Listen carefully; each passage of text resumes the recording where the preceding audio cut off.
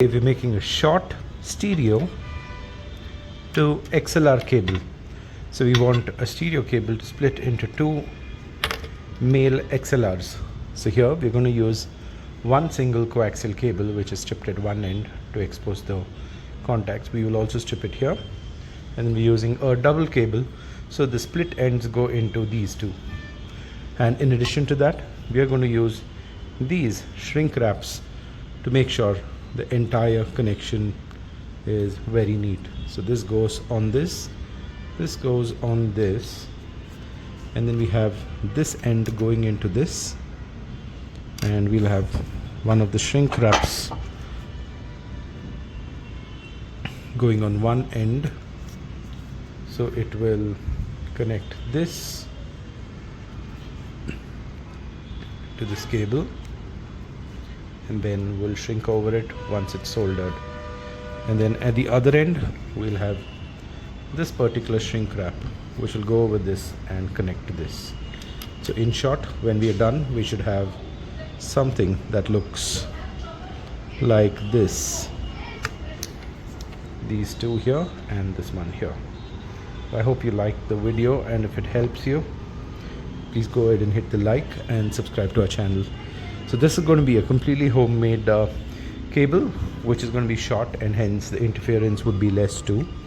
So these two cost is around I think $2 each, so $4. This another $3, $7, and this cable, I think the pieces of the cable hardly cost us around $0.25, which is like 25 cents.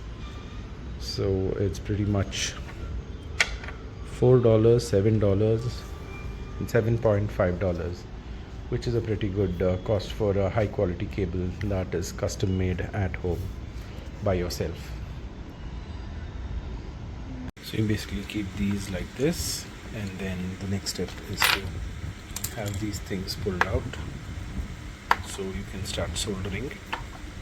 I'll share the diagram to solder the soldering connections so it's easy for you.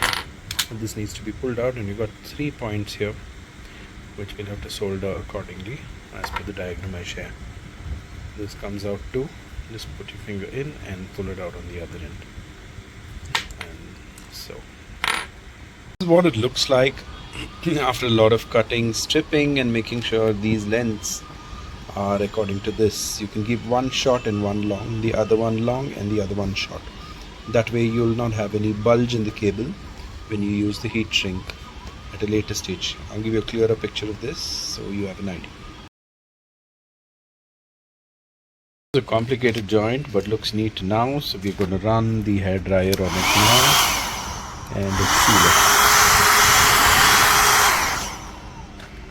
As you can see here, we have a stereo pin which is being split into two mono channels, although there's 1, 2, 3 and another top flat pin. We kind of use the ground which is the outermost one from the stereo pin going to 1 and 3 of both the jacks, and the first sheath and the second sheath right above in the stereo pin will go to the left and the right channel connected at 2 in both the jacks. Here we made it even more clear with clear color codes so you understand better. After taking a good amount of time soldering these leads, this is where we arrive. As you can see, we ignore the top flat pin, and on the right two we join them to form the ground, and the left holds the left channel or the right channel for the respective jack. This solders pretty well. I know the material is really good. It's soldered pretty fast without giving us any contact problems whatsoever.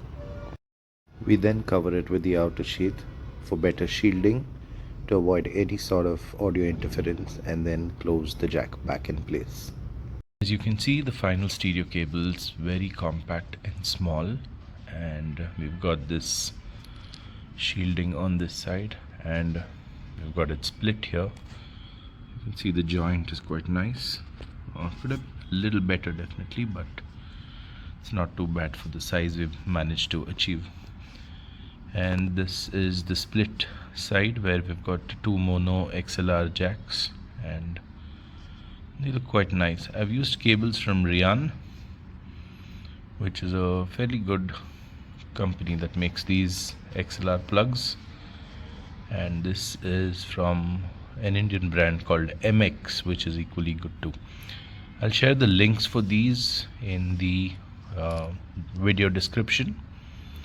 I'm sure you can purchase them online on Amazon, so it's easier for you.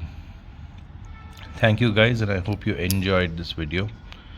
It's fun making these cables at a fraction of the cost. Not too much of a saving, but yeah, at least you're confident you've soldered every single part of it, so it might not come out. Thanks for watching, and if you like the video, please go ahead, hit the like and subscribe button so you can see more such interesting videos. Thank you. And here we are at our next shoot, and we used the cable here and we didn't face any issues whatsoever. The recording came out really well without any interference. And that's the entire setup. I'm sure you guys can relate to it really well.